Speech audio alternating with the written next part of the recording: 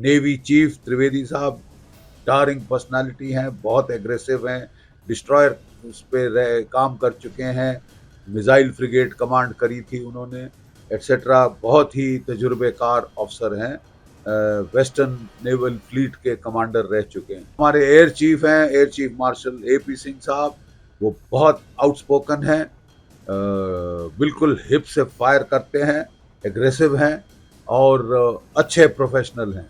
मात्र 13 दिन में भारत ने पाकिस्तान के 2 टुकड़े कर दिए थे। भारत ने पाकिस्तान के ईस्ट पाकिस्तान को बांग्लादेश एक आज़ाद मुल्क बना दिया। कि हमें बड़ा कल हर्ष हुआ सुनकर कि उन्होंने फ्री हैंड दिया है 3 चीफ्स को, आर्मी, नेवी, एयरफोर्स की, कि वो खुद टारगेट चुने, कब, कहां, कैसे वार करना है, वो सब उन्होंने उनके ऊपर छोड़ दिया है, जो कि प्रोफेशनल्स हैं, एक्सपर्ट्स हैं। याद रहे 1971 में ठीक इसी तरह इंदिरा गांधी ने फील्ड मार्शल सैम मैनेक्शॉ और 3 सर्विस चीफ्स के ऊपर तमाम लड़ाई का जिम्मा छोड़ दिया था। उन्होंने उसमें कोई क्या कहते हैं, माइक्रो मैनेजमेंट नहीं करने की कोशिश करी, कोई मतलब पॉलिटिकल, उन्होंने फ्री हैंड दिया था और वो फ्री हैंड का नतीजा आपने देख लिया। मात्र 13 दिन में भारत ने पाकिस्तान के 2 टुकड़े कर दिए थे। भारत ने पाकिस्तान के ईस्ट पाकिस्तान को बांग्लादेश एक आज़ाद मुल्क बना दिया था, एक नया देश क्रिएट किया on with the force of arms on the international arena, और 93,000 कैदियों ने आत्मसमर्पण किया था। तो जो आसार हैं वो बहुत अच्छे हैं। हमारे तीनों चीफ्स बहुत कम्पिटेंट हैं। हमारे जो आर्मी चीफ हैं जनरल उपेंद्र द्विवेदी, वो बहुत तजुर्बेकार हैं, इन्फेंट्री के हैं, Jammu and Kashmir rifle regiment से हैं, वो सर्विस अधिकांश उनकी वहीं जम्मू कश्मीर में गुजरी है, नॉर्दर्न आर्मी कमांडर थे। नेवी चीफ त्रिवेदी साहब टारिंग पर्सनालिटी हैं, बहुत एग्रेसिव हैं, डिस्ट्रॉयर उस पे काम कर चुके हैं, मिसाइल फ्रिगेट कमांड करी थी उन्होंने, एटसेट्रा। बहुत ही तजुर्बेकार अफसर हैं, वेस्टर्न नेवल फ्लीट के कमांडर रह चुके हैं, ठीक है। और जो हमारे एयर चीफ हैं, air chief marshal AP Singh साहब, वो बहुत आउटस्पोकन हैं, बिल्कुल हिप से फायर करते हैं, एग्रेसिव हैं और अच्छे प्रोफेशनल हैं, और he doesn't mince his words, ठीक है।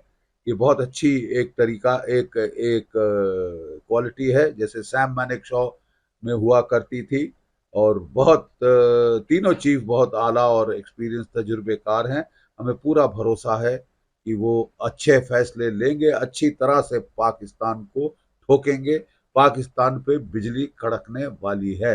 मैं आपको बता दूं, पाकिस्तान में पैनिक है। वो जो अपने F-16 जहाज हैं उनको पिछले एयरफील्ड पे भेज रहा है। जो उसके सबसे मॉडर्न F-16 ब्लॉक 58 के एयरक्राफ्ट हैं, वो उसने पसनी की एयरफील्ड, जो कि नेवल एयरफील्ड है, वहां भेज दी है। क्यों भेज दिए हैं? ताकि वो जो हमारे S-400 की 400 किलोमीटर की रेंज से दूर रहे, उनके जो top jewels in the crown है वो पहले वार में ही ना उड़ा दिए जाएं, भाप बन जाएंगे वो सारे के सारे, ठीक है। तो इसके लिए पाकिस्तान में बड़ी दहशत है। पाकिस्तान बड़ी कोशिश कर रहा है, वो साइकोलॉजिकल ऑपरेशंस की कोशिश कर रहा है कि हमको PL-15 मिसाइल चीन से मिल जाएगा। चीन ने दे दिया है, उसने एक डेमो भी दी थी, एक मिसाइल PL-15E था। जो PL-15 है असली चाइना का, वो तो 300 से 400 किलोमीटर रेंज वाला है, लेकिन जो पाकिस्तान 2 से 300 किलोमीटर रेंज वाला है, लेकिन जो पाकिस्तान को दिया है वो 150 किलोमीटर की रेंज वाला है। प्रॉब्लम यह है कि JF-17 का रडार केवल 100 किलोमीटर देख सकता है। तो जब तक आप रडार से पिकअप ना करें टारगेट, आपको इस रेंज का क्या फायदा, ठीक है। और अभी ये क्या केवल दिखावे के लिए किया गया है या असलियत में किया गया है, ये लड़ाई के दौरान पता चलेगा, ठीक है साहब, लड़ाई के दौरान पता चलेगा। देखिए बहुत फर्क है अभी और 2019 में, 2025 और 19 में जमीन आसमान का फर्क पड़ गया है।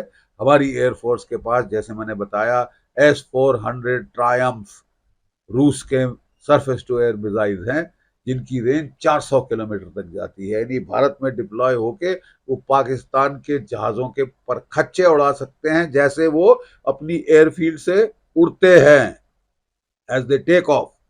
हमारे पास रफाल है, उसमें मीटियोर मिसाइल है, बियॉन्ड विजुअल रेंज 100 किलोमीटर से ज्यादा ठोक सकता है।